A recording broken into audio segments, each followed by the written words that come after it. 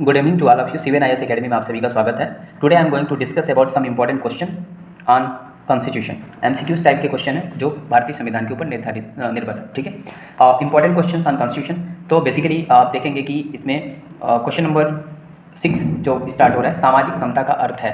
ठीक है, पहला प्रश्न हमारा है सामाजिक समता का अर्थ है। तो क्या अर्थ है? दमन का अभाव, सामाजिक समता या समानता वैसे समझना, अवसरों का अभाव, भेदभाव का अभाव, विषमता का अभाव। क्या इसका होगा? सामाजिक समता कब आएगा? जब आप डिस्क्रिमिनेशन को क्या करोगे? खत्म करोगे।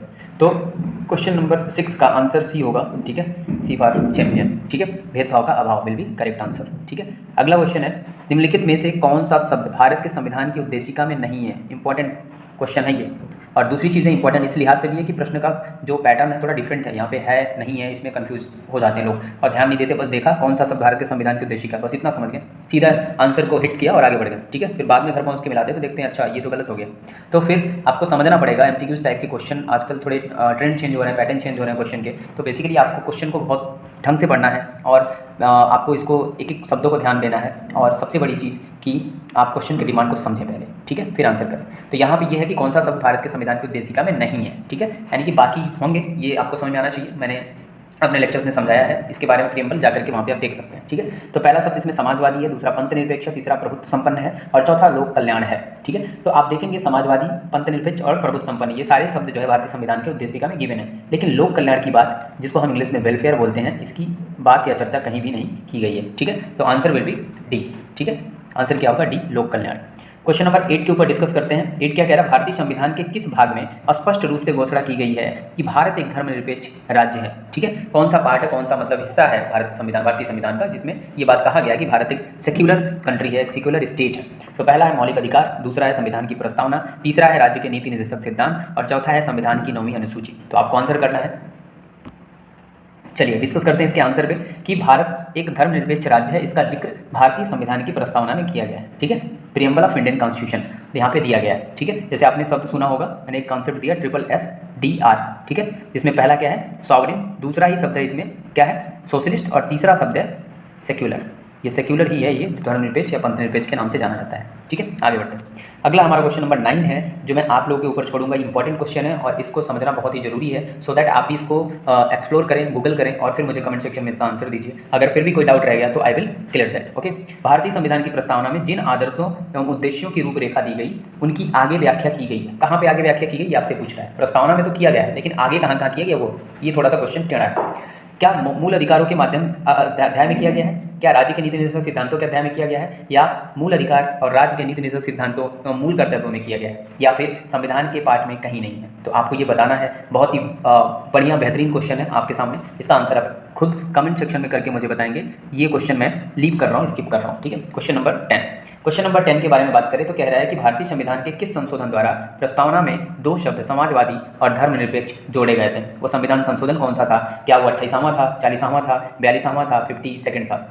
ठीक है, तो आपको बताना है कौन सा था। तो बेसिकली ये था 42 नंबर का अमेंडमेंट और कब हुआ था? 1976 में। एक और इंपॉर्टेंट फैक्ट यहीं पे आपको बताते चलूँ कि 42 नंबर का जो अमेंडमेंट है उसे हम लघु संविधान भी कहते हैं। क्यों कहते हैं? क्योंकि इस दौरान ये 1976 का दौर था, इंदिरा गांधी की सरकार थी। इस टाइम में बहुत सारे संशोधन करके बहुत सारी चीज़ों में हेरफेर किया गया था, संवैधानिक हेरफेर किया गया था। इसलिए इतने संशोधन होने के बाद ऐसा लग रहा था कि छोटा सा संविधान ही बन गया। तो this is also known as mini constitution. ठीक है, 42 नंबर अमेंडमेंट 1976 और इसमें 2 शब्द जोड़े गए, समाजवादी और दूसरा धर्मनिरपेक्ष। ठीक है, चलिए आगे बढ़ते हैं। Question number 11। क्वेश्चन नंबर 11 कह रहा है कि 42वें संविधान संशोधन द्वारा प्रस्तावना में निम्नलिखित में से कौन सा शब्द जोड़ा गया? तो शब्द ही है लेकिन थोड़ा चेंज है। इसमें से आप बताएंगे क्या लोकतांत्रिक था, न्याय था, समाजवाद था, राजनीतिक था?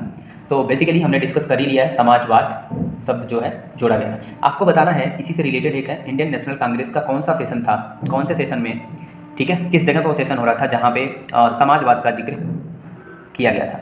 ठीक है, ये आपको कमेंट सेक्शन में बताना है। और ये 42वें संविधान संशोधन द्वारा जो प्रस्तावना में संशोधन करके शब्द जोड़े गए थे वो था समाजवाद। ठीक है, अगला है क्वेश्चन नंबर 12। भारतीय संविधान की प्रस्तावना के अनुसार भारत के शासन की सर्वोच्च सत्ता किसमें निहित है? सर्वोच्च सत्ता, सुप्रीम पावर किसमें निहित है? क्या वो जनता में है, क्या मतदाता में है, क्या राष्ट्रपति में है, क्या संसद में है? तो आपको भारतीय संविधान की प्रस्तावना की पहली line, be the people of India, ठीक है, या हम भारत के लोग, तो लोगों से मतलब यहाँ जनता से है, तो आंसर विल बी ए। ठीक है, ए जो है इसी में आप देखेंगे जनता जो है इसका आंसर होगा, और संविधान के अनुसार उसकी प्रस्तावना के अनुसार शासन की जो सर्वोच्च सत्ता है वो जनता में ही निहित है, क्योंकि जनता के माध्यम से ही हमारे प्रतिनिधियों ने सत्ता या शक्ति हासिल की और इसी के माध्यम से देश को संचालित करते हैं। ठीक है, जब कभी भी जरूरत पड़ती है तो हम अपने मतों के अधिकार के माध्यम से हम उस सरकार को उखाड़ फेंकते हैं, फिर दूसरी नई सरकार चुनते हैं। ठीक है, चलिए आगे बढ़ते हैं। Question number 13। क्वेश्चन नंबर 13 में कह रहा है धर्मनिरपेक्ष शब्द।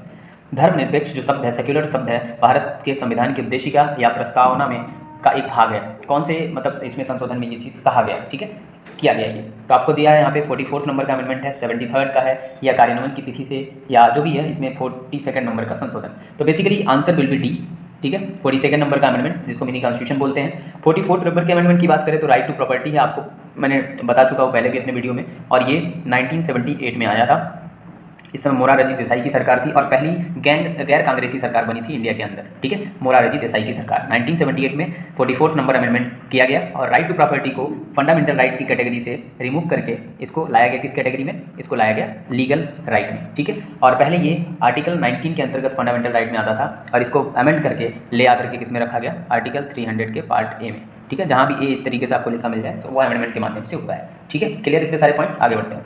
क्वेश्चन नंबर 14, भारतीय संविधान किसके द्वारा स्वीकृत है, किसके माध्यम से स्वीकृत है? क्या वो संविधान सभा द्वारा स्वीकृत है, भारत की संसद द्वारा है, प्रथम निर्वाचित सरकार द्वारा है, या भारत की जनता द्वारा है? तो आप जब पढ़ेंगे भारतीय संविधान की प्रस्तावना, जिसको सभी लोग स्किप करते रहते हैं, छोड़ते रहते हैं, उसका इंपॉर्टेंस ही लोगों को नहीं पता है, इवन जो पढ़ा रहे हैं उनको भी नहीं पता है। ठीक है, सीधे कॉन्स्टिट्यूशन पढ़ाना शुरू कर देंगे।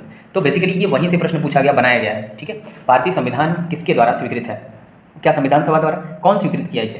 संसद द्वारा? बिल्कुल नहीं। प्रथम निर्वाचित द्वारा? बिल्कुल नहीं। ये मैं आपको ऑप्शन ए और डी दे रहा हूँ, इसमें से चूज करना है। ठीक है, मीन्स 50-50 का आपको ऑप्शन दे रहा हूँ। ठीक है, और इसका भी आंसर आप कमेंट सेक्शन में मुझे बताएंगे। एक क्वेश्चन मैंने ऊपर दिया था, क्वेश्चन नंबर 9, और ये क्वेश्चन नंबर 14, इन दोनों का आंसर आपको कमेंट सेक्शन में बताना है। अगला क्वेश्चन है 15, संविधान की प्रस्तावना के अनुसार भारत किस प्रकार का राष्ट्र है? ठीक है, इसका नेचर कैसा है? क्या ये धर्मनिरपेक्ष राष्ट्र है? क्या हिंदू राष्ट्र है? क्योंकि 80% हिंदू यहाँ पे हैं अराउंड, तो देखिए हो सकता हो क्या हिंदू मुस्लिम राष्ट्र है या इनमें से कोई नहीं है। तो आप ये मुझे कमेंट में नहीं, मैं खुद ही आंसर इसका बता देता हूँ कि भारत एक धर्मनिरपेक्ष राष्ट्र है। इस बात का जिक्र भारतीय संविधान की प्रस्तावना में किया गया है। ठीक है, जिसका इंग्लिश सेक्युलर होता है, हिंदी में धर्मनिरपेक्ष, पंथनिरपेक्ष, अलग अलग नामों से जानते हैं। क्लियर क्लियर ये पॉइंट। इस तरीके से ये भी एक मेरा छोटा सा प्रयास मुझे लगता है कि सफल प्रतीत होता है, यदि आप लोग कमेंट करते हैं, लाइक करते हैं, शेयर करते हैं, सब्सक्राइब करते हैं मेरे चैनल को, अगर ये फ्रूटफुल सेशन लगता है तो। Otherwise no worry, no issue, आप डिसलाइक भी कर सकते हो, उसका भी स्वागत है। हाँ, लेकिन कमेंट सेक्शन में आप मुझे फीडबैक दे सकते हैं।